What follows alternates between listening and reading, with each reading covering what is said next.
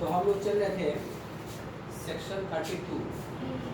अब हम लोग आगे चलेंगे और हमने बताया कि आगे की चीज़ें जो हम लोग पढ़ेंगे, जो काम की चीज़ें रहेंगी उसी को हम लोग चलेंगे, जो हम लोग सिलेबस के हिसाब से है, जो क्वेश्चन एग्जाम में उठाता है, पूछता है, ठीक है ना। बाकी चीज़ों को मैं वैसे ही बस हिंट देने से लूँगा कि क्या क्या इसमें कैसे कैसे है। तो हम लोग क्या पढ़ रहे हैं, क्या पढ़ रहे हैं, हेडिंग क्या है, मेन हेडिंग क्या इसकी है, deduction expressly allowed. Deduction expressly allowed यानी कौन कौन से ऐसे एक्सप्रेशन हैं जिसको इनकम टैक्स अलाउ करता है, छूट देता है कि ठीक है जी छूट दे दो, इसको घटा लो अपने प्रॉफिट में से, ठीक है ना। तो इसमें से हम लोग बात करते हैं सबसे पहले प्रीमाइजेस पर। अगर खुद की होगी तो क्या करेंगे, रेंटल होगी तो क्या करेंगे, स्वास्थ्य प्लांट एंड मशीनरी पर बात इसकी है कि अगर खुद की प्लांट मशीनरी होगी तो क्या करेंगे, किराए पर देंगे तो क्या करेंगे, कौन सी छूट मिलेगी क्या नहीं मिलेगी आपको। उसके बाद फिर अगला टॉपिक आया था डेप्रिसिएशन का। तो इसमें जनरल रेट ऑफ मशीनरी पर कितना डेप्रिसिएशन लगता है, general rate of depreciation machinery, general rate of depreciation of machinery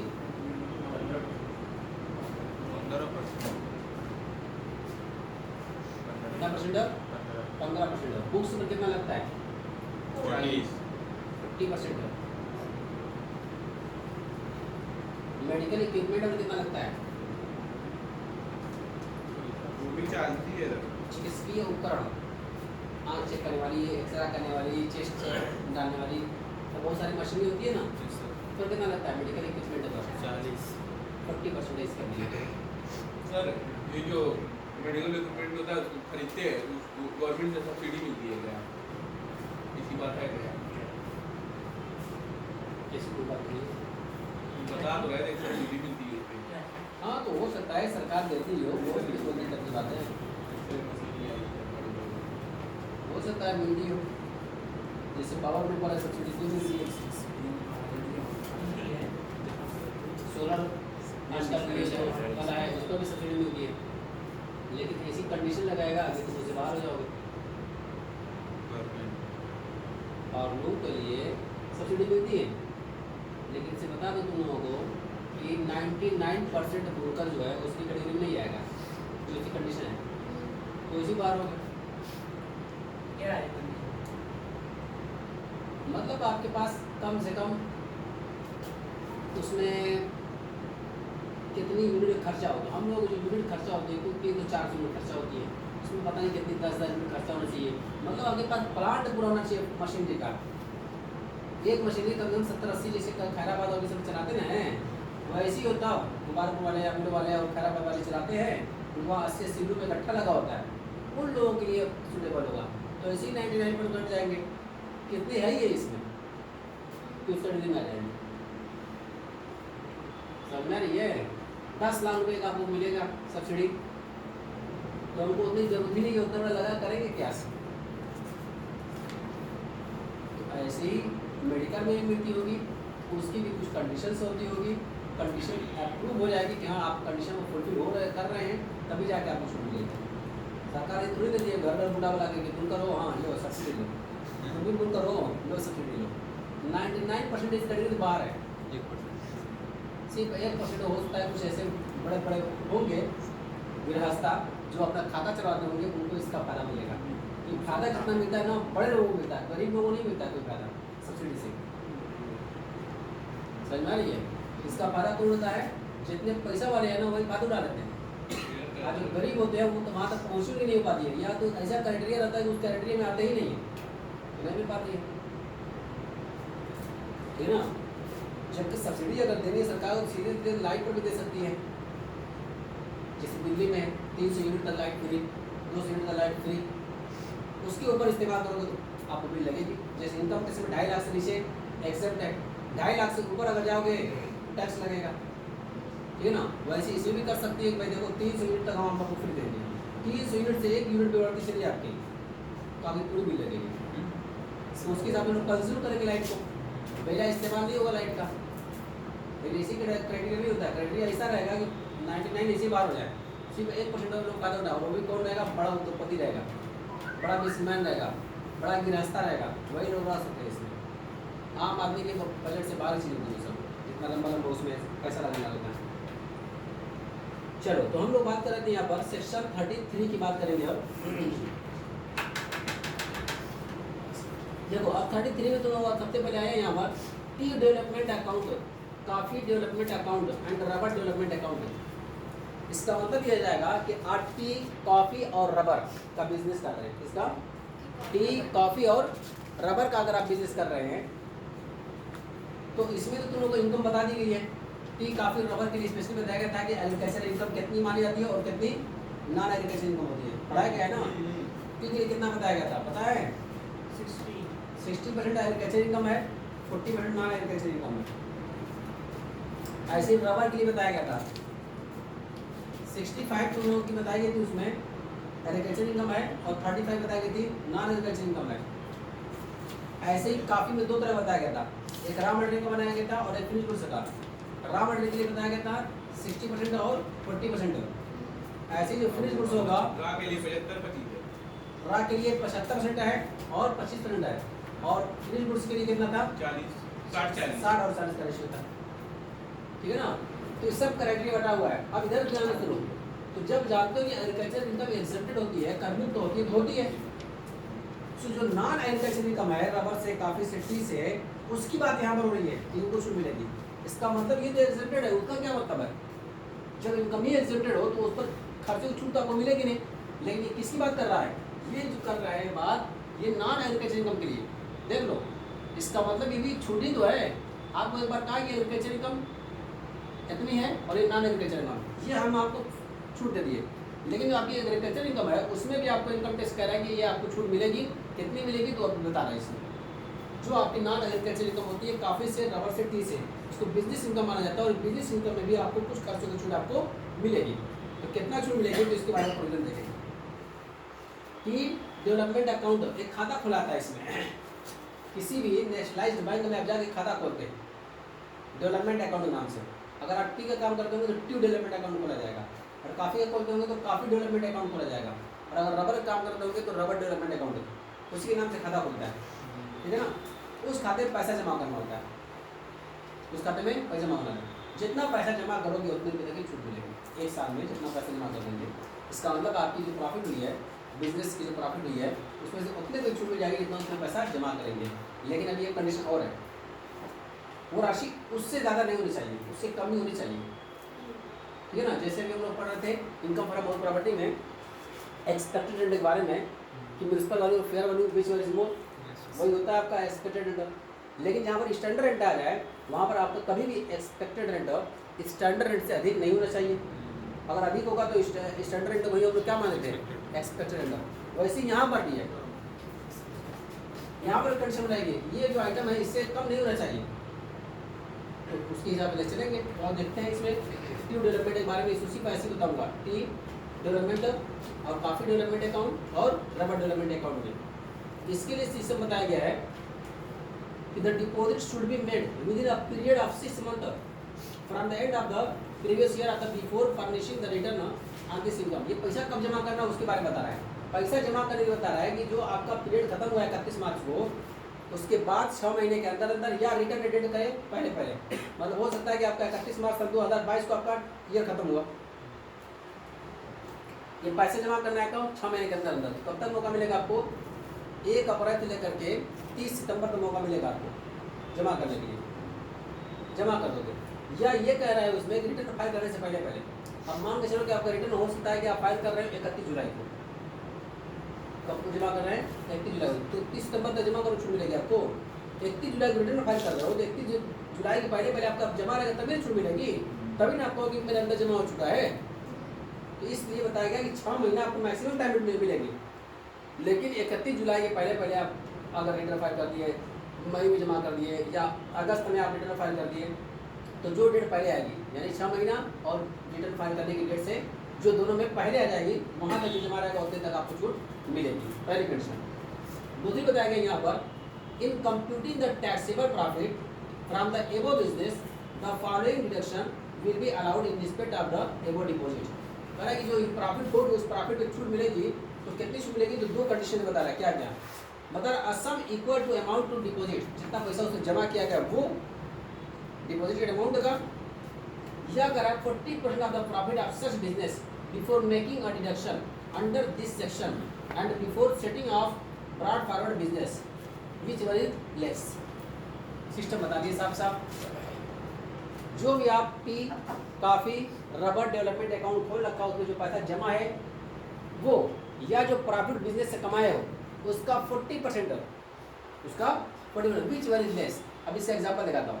मान के चलो कि आपने टी कॉफी रबर अकाउंट में आपने 1 लाख रुपये जमा किया एक साल में, 1 लाख रुपये जमा किया, और आपकी प्रॉफिट मान के चलो कि 2 लाख रुपये हुई है। 2 लाख का 40% कितना हो जाएगा आपका, 40%, 80,000 रुपया। 1 लाख छूट मिलेगी कि 80,000 की, 80,000 बस ना रही है।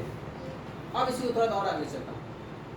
आपकी प्रॉफिट होगा 3 लाख रुपया, 3 लाख का 40% कितना हो जाएगा आपका, 1,20,000। 1,20,000 छूट मिलेगी कि 1 लाख रुपये छूट मिलेगी, 1 लाख रुपया विच वर इज लेस। हमने क्या बताया, अमाउंट डिपॉजिटेड इनटू बैंक, दूसरी condition 40% of profit, 40% of profit which were is less. जो दोनों कवर रहेगा उतनी आपको छूट मिल जाएगी। तो दोनों कंडीशन बता चुका हूँ। एक 1 लाख में जमा किया, 2 लाख प्रॉफिट हुई, 2 लाख का 40% कितना हो जाएगा, 80,000 रुपया। तो आपको छूट कितनी मिलेगी, 80,000 मिलेगी। अब प्रॉफिट को मैं बता दिया 3 लाख रुपये प्रॉफिट जमा 1 लाख रुपया है, तो 3 लाख का 40% कितना हो गया, 1,20,000 रुपया हो गया। 1,20,000 रुपया और 1 लाख जमा है, कितना छूट मिलेगी आपको, 1 लाख रुपया विच वर इज लेस। यानी अमाउंट डिपॉजिटेड इनटू बैंक, और दूसरी क्या होता है कि 40% of profit which were is less. Clear है ना, पास में आ जाएगा। तो किसके लिए है, टी कॉफी और रबर के लिए। इसको लिखा हुआ है इस तरह क्वेश्चन आता है ये जानकारी के लिए कि अगर आप चाय का, कॉफी का और रबर का अगर काम करते हो, जो नॉन एग्रीकल्चर इनकम है उस इनकम के बारे में बताएंगे कि आप खाता कोई खोले होगे, उस खाते में जितना एक साल में पैसे जमा करोगे वो, या प्रॉफिट का 40% विच वर इज लेस आपको छूट मिल जाएगी, अलग से छूट मिलेगी। ठीक है ना। इसका 3 लाख प्रॉफिट कमाए, 1 लाख जमा कर दियो, तो 3 लाख प्रॉफिट में 1 लाख छूट मिलेगी, कितनी होगी प्रॉफिट, 2 लाख। तो इसी 2.5 लाख से नीचे चले जाए, एग्जेम्प्ट हो गया। ठीक है ना। तो टैक्स प्लानिंग है ये। तो ये हो गया हमारे पास tea development account, coffee development account and rubber development account. ये उसके लिए बकायदा एक खाता खुलता है, उसमें क्या आता है। फिर इसी तरह से एक और आता है इसमें, deductible will be allowed, deduction will be allowed in respect of prospecting for a extraction or production of the petroleum or natural gas or both in India। इसका मतलब ये हो जाएगा कि अगर आप पेट्रोल और गैस से रिलेटेड कंपनी चलाते हैं, पेट्रोल और गैस, उसके लिए भी स्पेशल छूट मिल रही है। इसके लिए बिल्कुल ऐसी एक खाता खोला जाता है, पेट्रोलियम के लिए और गैस के लिए खाता खोला जाता है। उसमें जो पैसा जमा कर दोगे वो, और जो भी उस बिजनेस से आप प्रॉफिट अर्न करोगे उस प्रॉफिट का 20%, कितना परसेंट हो, 20% विच वर इज लेस। इसका मतलब टी कॉफी और रबर के लिए 40% ऑफ प्रॉफिट है, और गैस और पेट्रोल के लिए कितना है, 20% ऑफ प्रॉफिट है, और deposit amount which were is less. Clear सबको है। तो देखो यहाँ पर लिखा भी होगा कहीं, हाँ जी देखो लिखा है यहाँ पर क्वांटिटी ऑफ डिडक्शन, लिखा है यहाँ पर असम इक्वल टू अमाउंट और the aggregate the amount so deposited और 20% of the profit of such business computed under the head profit and gains of the business of profession before making any deduction under this section whichever is less. Clear है ना। इसका मतलब कि coffee के लिए 40% of profit माना गया है, और पेट्रोलियम गैस के लिए कितना माना गया है, 20% माना गया है, बाकी जितना पैसे जमा रहेगा। इसका भी स्पेशल एक खाता खोलना पड़ेगा, उस खाते में जितना पैसे जमा कर दो वो, और प्रॉफिट का 40% विच वर लेस छूट लेके लेगा।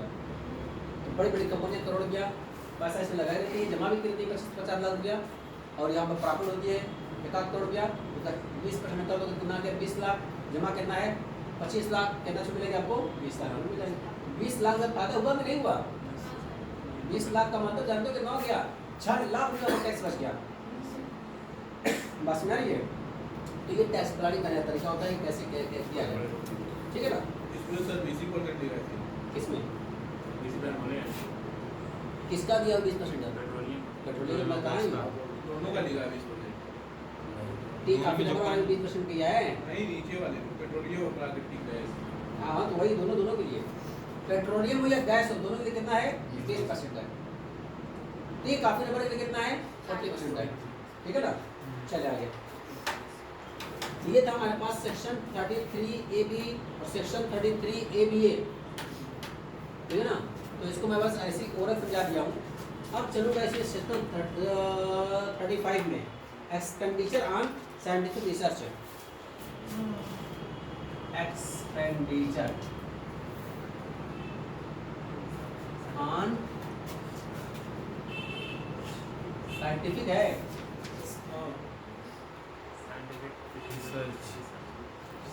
रिसर्च सेक्शन क्या है पता है?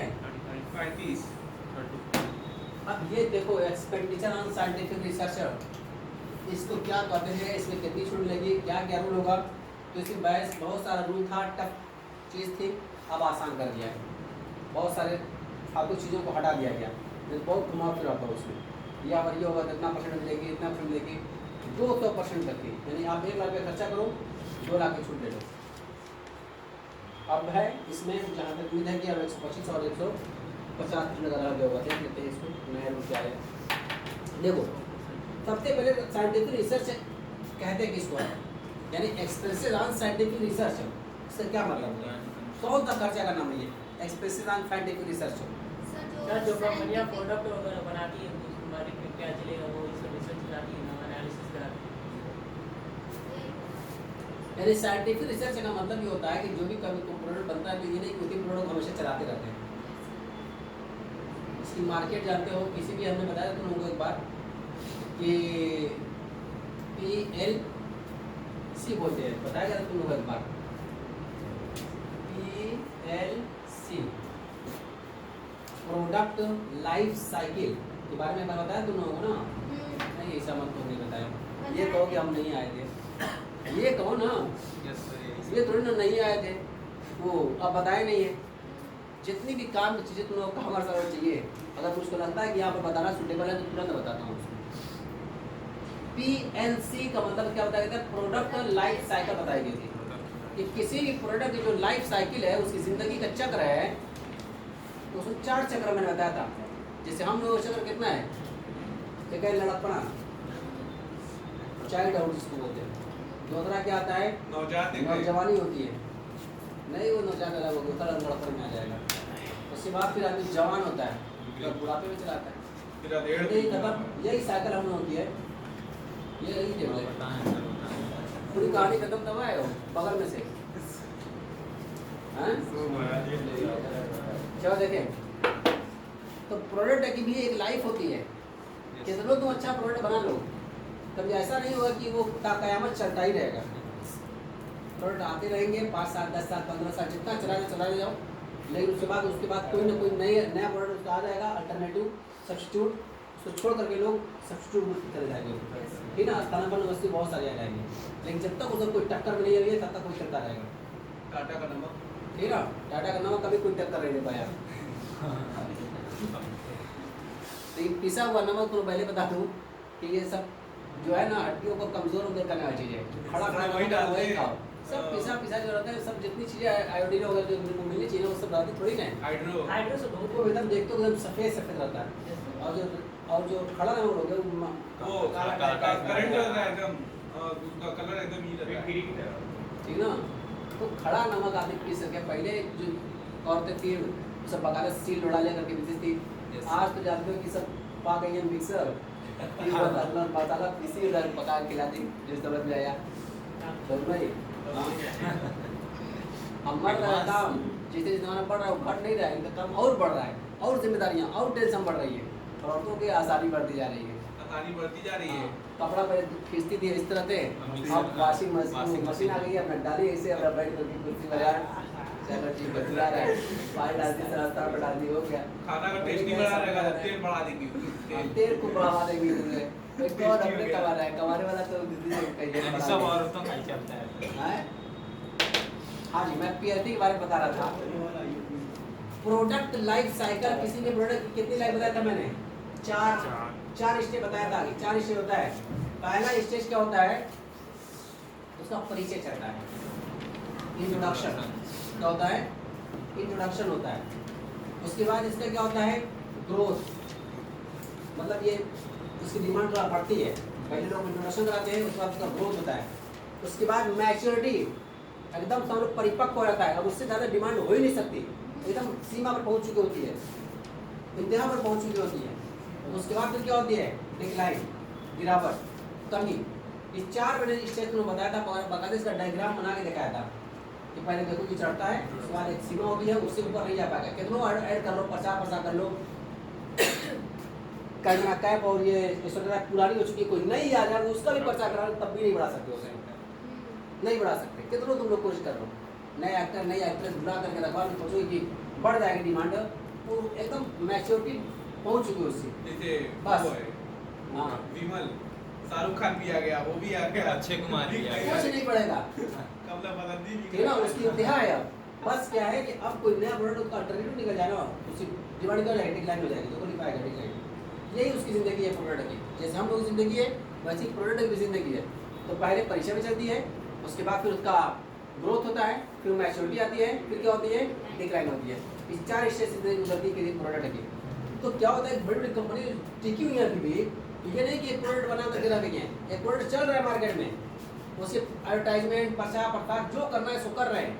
एक तरफ एक अलग टीम लगाए हुए हैं, वो टीम अपना नया प्रोडक्ट है उसी में कुछ नया चेंजिंग करना, नया लुक बनाना लगी हुई है। मोबाइल फोन का देखो अभी वर्जन तुम लोग अभी इसमें खरीदने जा रहे हो तो दूसरा वर्जन आ चुका होगा, लैपटॉप का वर्जन खरीदने जाओगे मिल जाएगा, बाइक वगैरह का देखोगे रेडियो खरीदते आए दूसरा वर्जन आ चुका होगा नया, कार का लोगे वर्जन आ चुका होगा नया।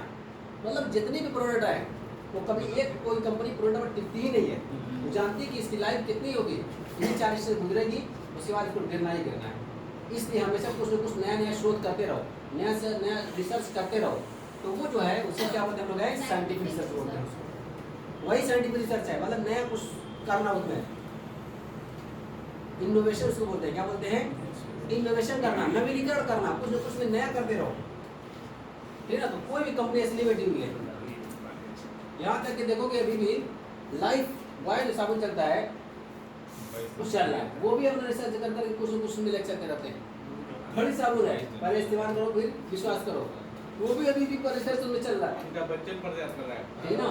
हाँ, तो ये सब चीजें हैं और अभी सबका प्रोडक्ट चल देखता रहा रहता है, है। पाले जी वो सब साइंटिफिक रिसर्च इसी का नाम है कि नया प्रोडक्ट में कुछ ना कुछ उसमें नई चेंजिंग लाते जाए ताकि हमारा प्रोडक्ट डिमांड कम ना होने पाए, ये बनी रहे, इसमें कुछ ना कुछ हमेशा कुछ ना कुछ ऐड करते रहो इसमें, ठीक है ना, तभी जाकर की सही बनी होती है। इसको हम लोग करते हैं साइंटिफिक रिसर्च। अब इस साइंटिफिक रिसर्च का मैंने मीनिंग तो यहाँ पर हो गई, हम खुद करें, हम खुद करें, या तो हम किसी दूसरे को रिसर्च करने के लिए दे दें, किसी ऑर्गेनाइजेशन को, किसी संस्था को, समाज के हित के लिए क्या बेटर हो सकता है, क्या होना चाहिए, ये भी साइंटिफिक रिसर्च में माना जाएगा, ठीक है ना।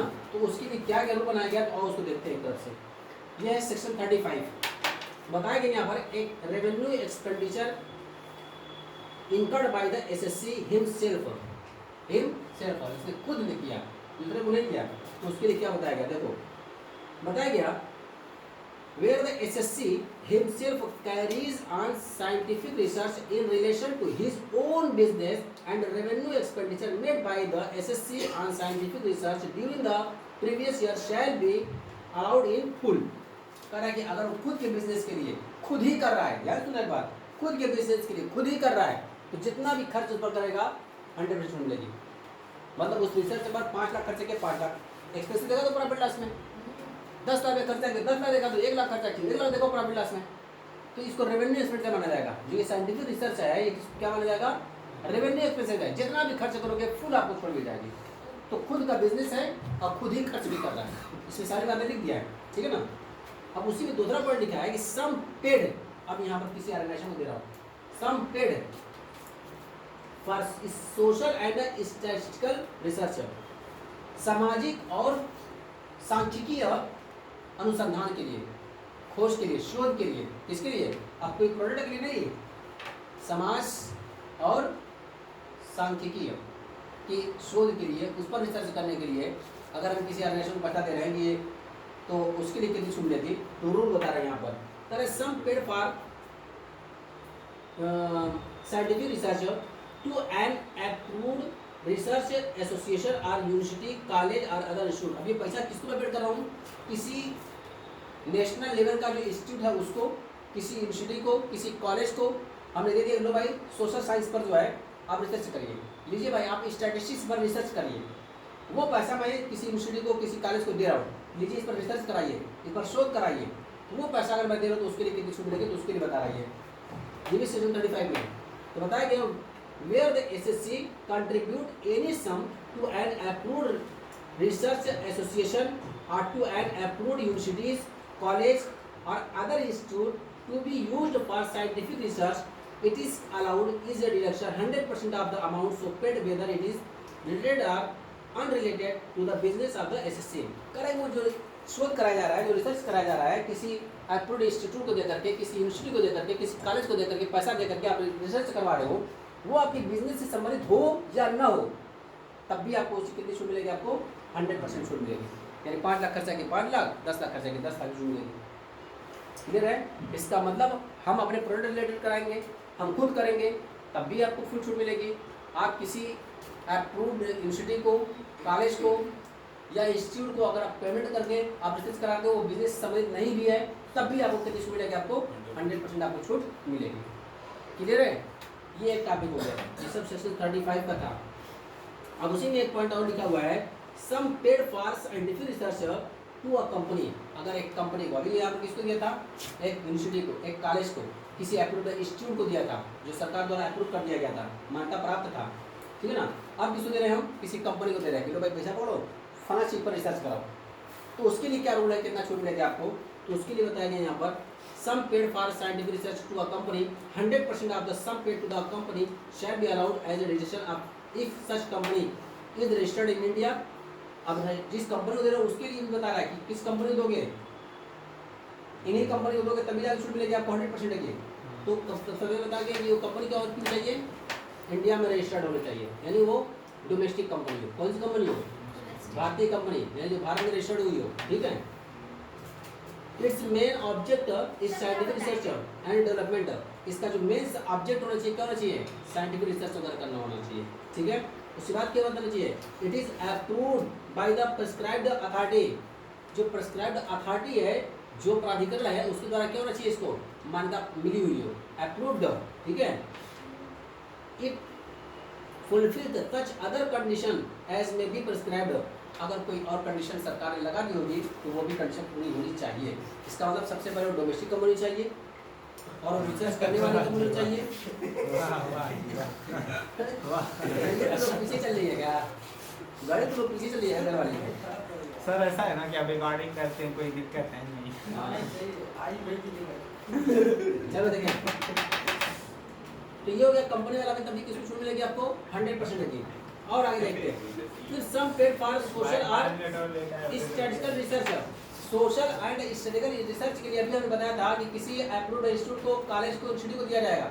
अब उसी के लिए अगर किसी और को देते तो क्या करते हैं, तो बता रहे हैं यहाँ पर 100% of the sum paid to the an approved research association और टू द यूनिवर्सिटी, कॉलेज और other institution to be used for research in social science और statistical research is allowed as a reduction whether it is related to or unrelated to the business of the SSC।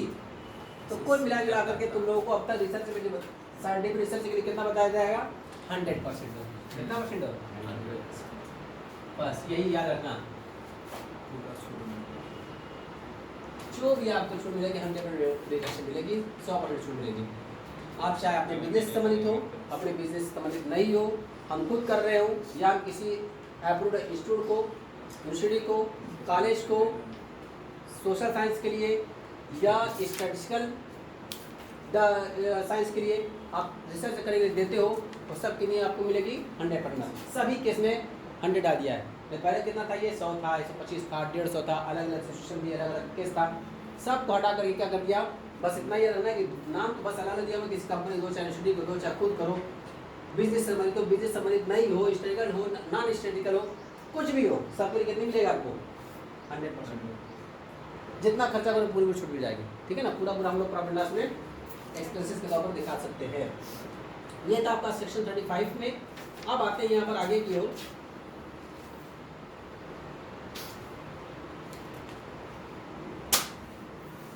अब कुछ capital expenditure की बात करते हैं। कौन से expenditure हैं, कैपिटल एक्सपेंडिचर है। Expenditure on in house research,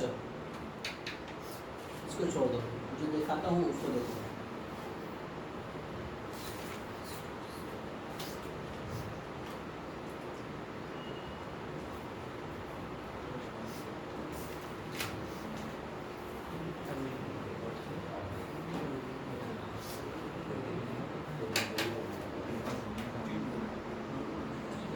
एक आता है amortisation of certain preliminary expenses.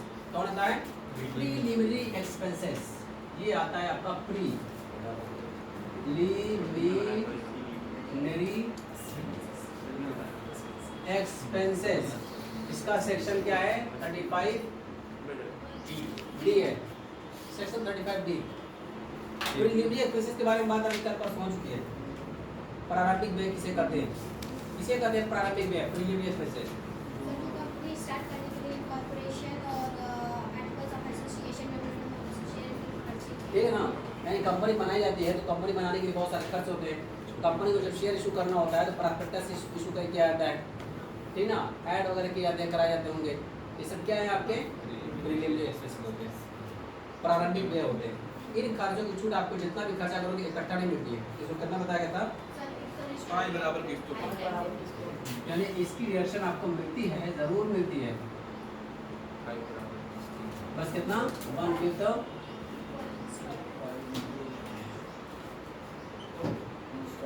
1/5 equal instalment है, यानी 1/5 हिस्से में आपको छूट मिलती रहेगी। 5 साल तक आपको छूट मिलेगी। कितने साल तक?